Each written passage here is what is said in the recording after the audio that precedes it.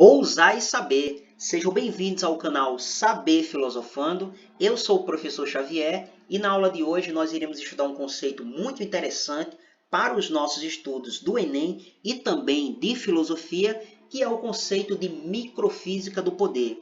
Esse conceito será trabalhado na aula de hoje a partir do pensamento do filósofo e também teórico social Michel Foucault. Foucault é muito importante para os nossos estudos, uma vez que ele deu inestimada contribuição para o estudo das relações sociais.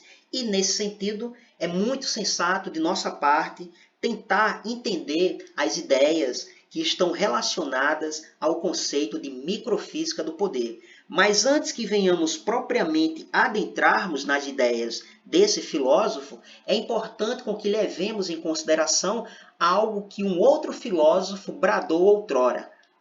Aspas, sem definição não se pode discutir. A partir desse entendimento de Platão, nós passaremos a estudar as ideias relacionadas ao conceito de microfísica do poder. É muito importante com que tenhamos em mente que a definição de conceitos é algo que se deve estar presente dentro dos nossos estudos. Haja vista que a filosofia trabalha muito com conceitos. E se nós começarmos a levar em consideração isso que Platão fala, certamente o nosso entendimento diante daquilo que está sendo trabalhado ficará muito mais claro.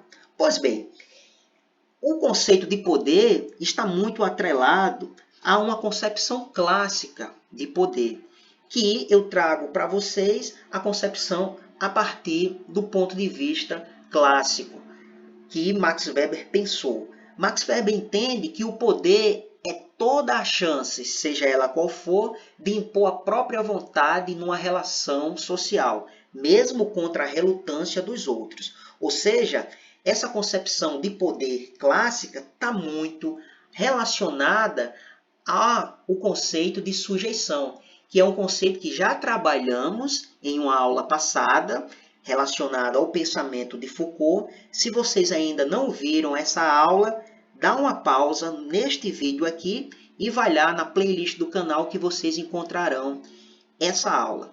Feito isso, vamos dar continuidade. Pois bem, a ideia de poder clássica está muito relacionada ao conceito de sujeição, que é a condição de estar sob o controle ou influência de outro. Ou seja, é quando alguém exerce o poder sobre o outro e esse outro não tem a capacidade de se desvencilhar disso. Ele fica completamente sujeito, submisso àquele poder que está sendo exercido.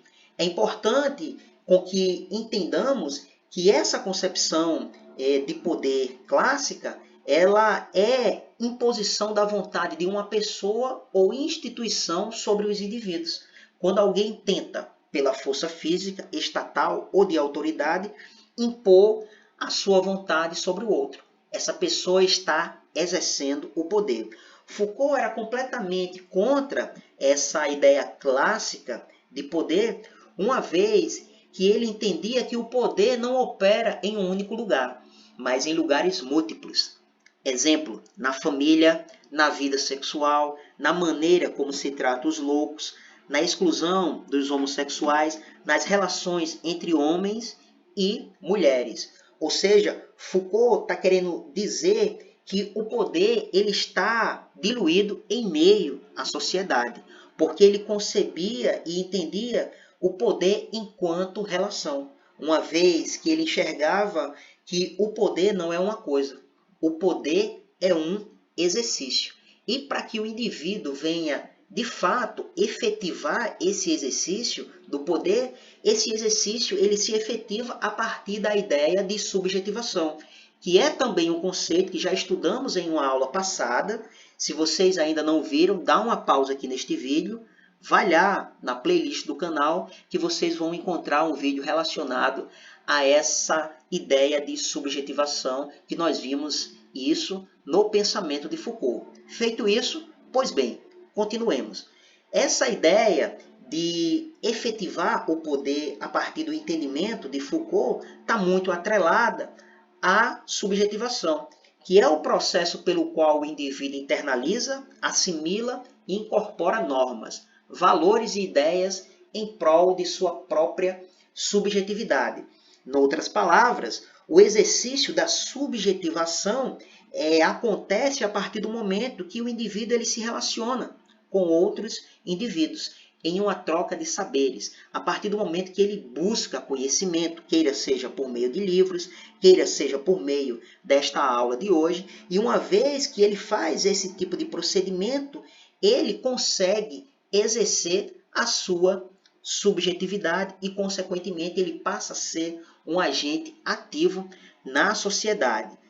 A partir disso, Foucault compreendia que a microfísica do poder é uma teoria que está relacionada aos atores sociais, uma vez que a atenção está voltada para as pequenas relações, pois, na concepção de Foucault, o poder permeia tudo em todos os lugares, incluindo a sociedade, já que o poder para Foucault não está materializado em um lugar específico, já que está diluído no tecido social, ou seja, o poder não está apenas ali na cadeira do presidente, ou na cadeira do STF, ou mesmo na sala do professor. O poder, como já foi dito, está diluído em todo o tecido social.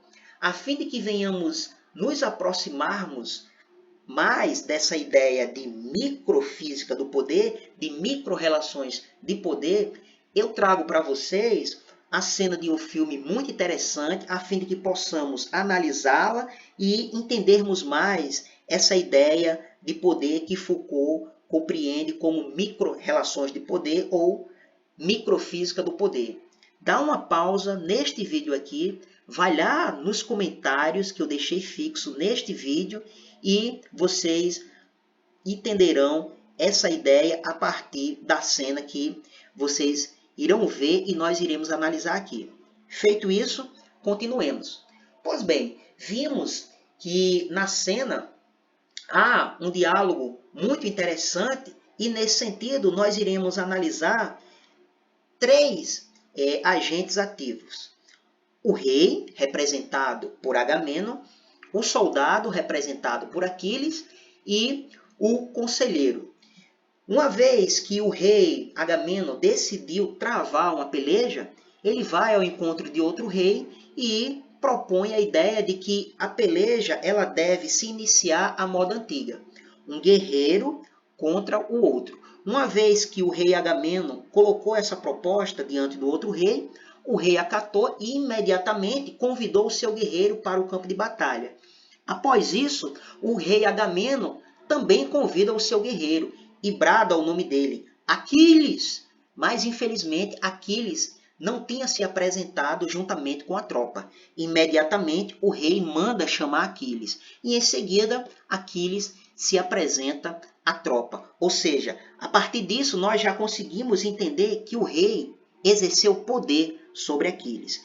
Em seguida, Aquiles, ao passar próximo ao rei, seguindo em direção ao seu algoz, o rei diz para Aquiles: deveria castigá-lo pela sua impertinência. Ao ouvir aquilo, Aquiles olha para o rei e diz: deveria o senhor então lutar? E acaba se direcionando para fora do campo de batalha. Ou seja, a partir dessa ação de Aquiles, nós já conseguimos também entender que Aquiles exerce poder sobre o rei, porque ele é também um agente ativo.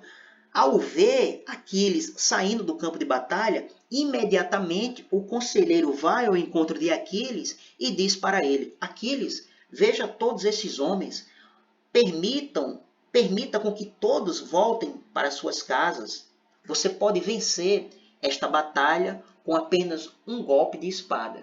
Ao ouvir aquilo, Aquiles volta para o campo de batalha, seguindo em direção ao seu algoz. Ou seja, neste diálogo entre o conselheiro e Aquiles, nós conseguimos enxergar que o conselheiro também é um agente ativo e exerceu poder sobre Aquiles. Quando Aquiles passa de novo perante o rei, Aquiles profere: imagine um rei que trava as próprias batalhas. Não seria novidade? Quando o rei ouve aquilo, o rei fala para o conselheiro: dentre todos os guerreiros amados pelos deuses, esse é o que eu mais odeio. Subitamente o conselheiro fala para o rei: precisamos dele, meu rei. Ou seja, neste momento fica claro que o conselheiro também exerce poder sobre o rei.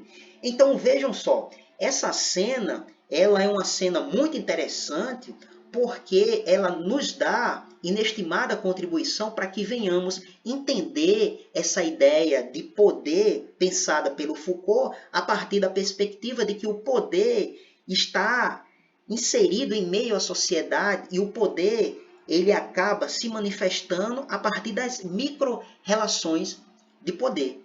É uma cena muito interessante e uma ferramenta didática para que venhamos entender mais essa ideia que foi trabalhada hoje, o conceito de microfísica do poder no pensamento de Michel Foucault.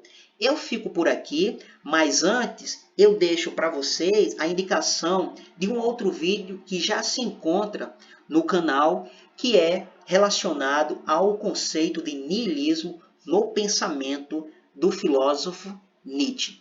Nos encontramos nas nossas próximas aulas e até breve.